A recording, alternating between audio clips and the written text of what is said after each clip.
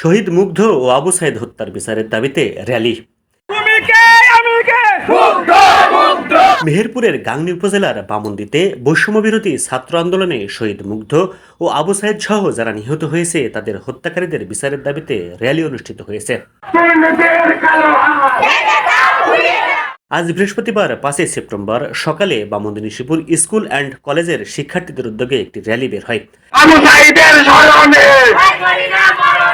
র্যালিটি school প্রাঙ্গণ থেকে বের হয়ে হত্যাকারীদের বিরুদ্ধে বিভিন্ন স্লোগান দিয়ে শহরের প্রধান প্রধান সড়ক প্রদক্ষিণ করে স্কুল প্রাঙ্গণে গিয়ে শেষ হয়। র্যালিতে অংশগ্রহণ করে বামন্দি নিশিপুর স্কুল অ্যান্ড কলেজের শিক্ষার্থীরা।